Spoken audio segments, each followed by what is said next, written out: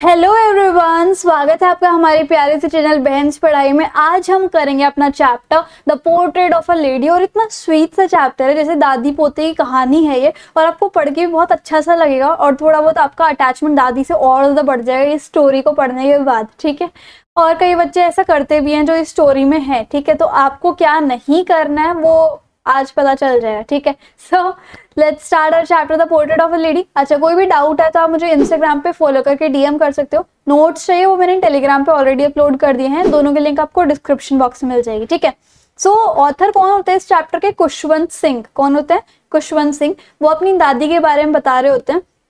कहते हैं कि पिछले 20 सालों से तो मैं देख रहा हूँ मेरी दादी बिल्कुल सेम है, वैसी बूढ़ी है, वैसी मुंह पे झुर्रियां हैं, कुछ भी नहीं बदला उनका 20 साल से। ठीक है, दादी उन्हें बताती हैं कि एक टाइम पे ऐसा था जब मैं भी बहुत सुंदर थी और मेरे भी एक हस्बैंड थे। ठीक है, तो उनके और जो उनके दादा हैं खुशवंत सिंह के, यानी कि दादी के हस्बैंड, तो उनका एक तस्वीर सी टंगी हुई है दीवार पे, और उसमें उन्होंने बहुत लूज लूज से कपड़े पहने हुए हैं, एक पगड़ी बांधी हुई है, वाइट कलर की लंबी सी दाढ़ी है जो कि उनकी चेस्ट तक आ रखी है। मतलब उनके दादा ऐसे दिखते हैं और वो बहुत ओल्ड दिखते हैं, ऐसा लग रहा है कि वो बहुत ओल्ड हैं। और उन्हें देख के कोई ऐसा नहीं कह सकता कि इनकी कोई बीवी बच्चे भी होंगे, बट उन्हें देख के ऐसा लगता है कि उनके तो बहुत सारे पोता पोती होंगे। ठीक है, ऑथर कभी भी इमेजिन नहीं कर सकता कि उनकी दादी एक टाइम पे इतनी सुंदर सी भी होंगी, जवान होंगी, क्योंकि उन्हें इस आइडिया से वो कनेक्ट ही नहीं कर पा रहे, क्योंकि 20 साल से तो अपनी दादी को ऐसी बूढ़ी सी देखते आ रहे हैं। ठीक है, वो उन्हें बताती है और उनके कजिन्स को बताती है, मतलब अपने पोते को बताती है और बाकी पोता पोती को बताती हैं कि कैसे कैसे वो अपने बचपन में खेला करती, कौन कौन से गेम्स खेला करती। और बच्चों को ये कहानियां जो है ना दादी की, वो इलॉजिकल लगा करती, डिसरिस्पेक्टफुल लगा करती कि दादी कभी छोटी भी होंगी, कभी जवान भी होंगी, कभी सुंदर भी होंगी, और उन्होंने ऐसे गेम्स भी खेले होंगे। क्योंकि 20 सालों से जब कोई इंसान बूढ़ा बूढ़ा दिखता आ रहा होता है ना, तो लग ही नहीं रहा होता कि वो एक टाइम पे ऐसा भी होगा। ठीक है, और उनकी जो कहानियां होती थी ना दादी को, वो बेसिकली मोरल स्टोरीज हुआ करती थी। ओके, उनकी दादी का थोड़ा सा अपीयरेंस बता रखा है, थोड़ी शॉर्ट थी, कद में छोटी थी, मोटी सी थी, और उनकी कमर जो झुकी हुई होती थी, फेस पे बहुत सारी झुर्रियां थी, है ना, वो ओल्ड दिखा करती और पिछले 20 साल से सेम ही दिखती आ रही है। ऑथर ने कहा है, यानी खुशवंत सिंह कहते हैं, मेरी दादी ब्यूटीफुल जरूर है बट प्रिटी नहीं है। ठीक है, सो अब क्या होता है, वो जो है she walked around the house, वो जो है घर में घूमती रहती हैं ऑकवर्ड तरीके से, और वो ना बिना दाग वाले वाइट क्लोथ्स पहने होते हैं उन्होंने, मतलब डेली वाइट क्लोथ्स पहनती है बिना किसी दाग वाले। ठीक है, उनके एक हाथ में वो जपने वाली माला होती है और दूसरा हाथ जो उनकी कमर पे होता है ताकि उनकी कमर को सपोर्ट मिल जाए। उसके बाद उनके एकदम सिल्वर कलर के बाल होते हैं, जैसे बूढ़े बूढ़े लोगों के होते हैं, है ना, लेकिन वो अपने बालों को ना कॉम्ब अच्छे से नहीं करती थी, ऐसे उलझे उलझे रहते थे। ठीक है, अब वो क्या करती थी, पूरा दिन प्रेयर्स गाती रहती थी। तो खुशवंत सिंह ने अपनी दादी को एकदम विंटर लैंडस्केप की तरह कंपेयर किया है, जो विंटर लैंडस्केप पहाड़ों में देखने को मिलता है, कि मेरी दादी बिल्कुल ही पीसफुल है और एकदम काम है।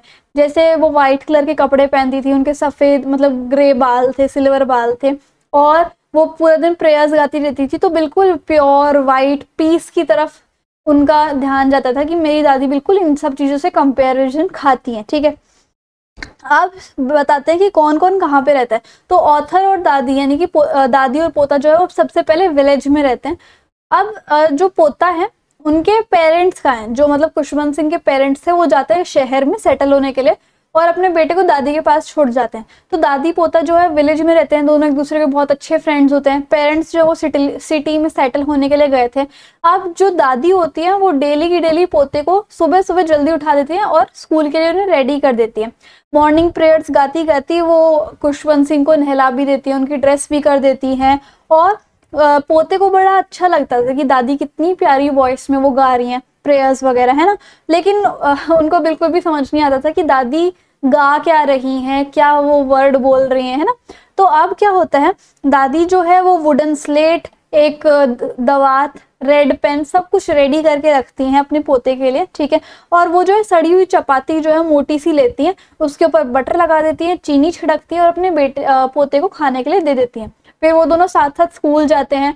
ग्रैंड मदर जो है वो बाकी सड़ी हुई चपातियां ले लेती हैं और विलेज के डॉग्स को खिला देती हैं। ठीक है, अब दादी जो है डेली अपने पोते को छोड़ने जाती है स्कूल, स्कूल से अटैच होता है टेम्पल। अब क्या करती है वो दादी जो है वो तो टेम्पल में बैठ जाती हैं और स्क्रिप्चर्स वगैरह पढ़ने लग जाती हैं, ठीक है, ग्रंथ वगैरह। और बाकी बच्चे जो है वो दूसरे साइड वरांडा में बैठते हैं, अल्फाबेट प्रेयर्स वगैरह गाते हैं, वो भी ताल में, ठीक है, चौरस में। और वो दादी जो है टेम्पल में बैठी बैठी स्क्रिप्चर्स पढ़ती रहती हैं। जब दोनों का टेम्पल वर्क और स्कूल वर्क खत्म हो जाता है तो दोनों साथ साथ ही घर जाते हैं। बीच में जो विलेज डॉग्स होते हैं वो उन्हें घर तक एकम्पनी करते हैं, छोड़ के आते हैं, ठीक है। अब क्या होता है वो जो डॉगीज होते हैं वो जब तक उनका घर नहीं आ जाता ना, मतलब दादी घर का, तब तक वो फाइट ही करते रहते हैं। क्यों? क्योंकि दादी उन्हें चपाती देती रहती है और डॉग्स जो फाइट करते रहते हैं, हम खाएंगे चपाती, हम खाएंगे चपाती, इस तरीके से, है ना। तो जैसे ही पेरेंट्स जो है वो सिटी में सेटल हो जाते हैं तो दादी पोते को बुला लेते हैं कि आ जाओ, शहर में आ जाओ। अब वो दादी पोते की फ्रेंडशिप का टर्निंग पॉइंट था, क्योंकि अब पहले तो वो सेम रूम में रहा करते, लेकिन सिटी में आने के बाद वो सेम रूम में नहीं रहते। और अब ऑथर का अच्छे स्कूल में एडमिशन हो गया तो अब जो है वो पोते को छोड़ के भी नहीं आ सकती स्कूल में, क्योंकि उनकी बस लग जाती है ना। अब शहर में बहुत सारे ईयर्स पास हो जाते हैं, उनका इंटरैक्शन भी रिड्यूस हो जाता है। कभी कभी तो वो उन्हें जगा देती हैं, उनको रेडी कर देती है स्कूल में, और वो उनसे पूछती है भी है कि बेटा क्या पढ़ाया जा रहा है स्कूल में। तो बताता है कि दादी साइंस इंग्लिश वगैरह पढ़ाई जाती है। तो क्योंकि उन्हें दादी को इंग्लिश साइंस वगैरह नहीं आती है तो वो उनकी हेल्प नहीं कर पाती। उन्हें हिंदी वगैरह आती हैं, संस्कृत वगैरह आती हैं, ठीक है।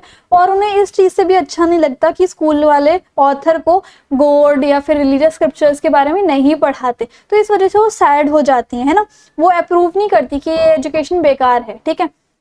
जब उन्हें ये बात पता चली कि अरे इनके स्कूल में तो म्यूजिक लेसन्स भी दिए जाते हैं, तो वो चीज़ उन्हें डिस्टर्ब कर देती है। उनके अकॉर्डिंग म्यूजिक जो है वो बेकार चीज़ है। म्यूजिक जो है वो बेगर्स के लिए हैं, जो मतलब भीख मांगते हैं, उनके लिए होता है सिर्फ म्यूजिक, ठीक है। और वो अच्छे घरों की फैमिलीज के बच्चों के लिए या फिर अच्छे घरों के लोगों के लिए म्यूजिक जो है बेकार चीज़ है, ठीक है। सो उसे म्यूजिक नहीं सीखना चाहिए ऑथर को। सो इसलिए दादी ने पोते से बात करना बंद कर दिया था, ठीक है। अब ऑथर जाते हैं यूनिवर्सिटी में। अब ऑथर का खुद का कमरा होता है। जो उनके दादी और पोते के बीच की फ्रेंडशिप जो थी, उनका एक कॉमन लिंक था, यानी कि सेम रूम, वो भी अब दूर हो चुका है। अब चीज़ें जो है वो चेंज हो जाती हैं और फ्रेंडशिप जो है बिल्कुल ही खत्म हो जाती है, ठीक है। अब वो प्राइवेट लाइफ जीने लग जाती हैं, अपना पूरा दिन उस व्हील को, चरखे को घुमाने में लगा देती हैं। सनराइज से लेकर सनसेट तक वो बैठी रहती हैं, चुपचाप से अपनी प्रेयर्स जो है वो गाती रहती हैं। आफ्टरनून में यानी कि दिन के टाइम पे वो स्पैरोज को, चिड़िया को फीड करती रहती हैं, मतलब ब्रेड के टुकड़े डाल देती हैं वरांडा में, और बहुत सारी 100 से भी ज़्यादा चिड़िया आ जाती हैं, ठीक है। उनके आसपास बैठ जाती है, कई उनके सर पे, कई उनके लेग्स पे, कई हाथ पे, शोल्डर्स पे, हर जगह वो बैठ जाती हैं। और वो उन्हें कभी भी परेशान नहीं करती हैं और स्माइल करती हैं उनकी तरफ देख के, ठीक है। वो बहुत खुश हो जाती हैं जब वो आधा घंटा, मतलब हाफ एन आवर, जब वो आधा घंटा जो है पूरे दिन में से उनकी तरफ बिताती हैं, ठीक है। अब ऑथर ने डिसाइड किया कि वो अब्रॉड जाएंगे फर्दर स्टडीज़ के लिए। तो उन्होंने बिलीव किया कि शायद अब मैं लास्ट बार दादी को देख रहा हूँ, क्योंकि मैं 5 सालों के लिए पढ़ने जाऊँगा, तब तक तो दादी जो है वो नहीं रहेंगी, ठीक है, क्योंकि अब वो बहुत ओल्ड भी हो चुकी है, जैसे उन्होंने स्टार्टिंग में बताया था ना। तो जैसे ही वो सारे स्टेशन पहुँच जाते हैं, रेलवे स्टेशन पे, तो दादी जो है वो उन्हें बहुत टाइटली हग करती हैं, किस करती है फॉरहेड पे। और ऑथर को ऐसा लगता है कि शायद ये मेरा लास्ट फिजिकल कांटेक्ट है अपनी दादी के साथ। अब उनके हाथ जो बहुत गीले से हो रखे होते हैं, वो अपने पोते के ऐसे से सर पे घुमाती हैं हाथ, तो वो एक बहुत अच्छी सी फीलिंग होती है ऑथर के लिए। वो ज़्यादा इमोशनल नहीं होती उनकी दादी, है ना। लेकिन जैसे ही ऑथर 5 साल बाद इंडिया वापस आते हैं, अपने घर पे वापस आते हैं, तो दादी फिर से उन्हें स्टेशन पे मिलने आई हुई होती हैं, और वो बिल्कुल सेम वैसे ही लगती है जैसे 5 साल पहले थी। एक दिन भी बढ़ा चढ़ा के नहीं होता, ठीक है। She held him. उसके बाद वो दादी दोबारा गले लगाती है, अपनी प्रेयर्स गाने लग जाती हैं।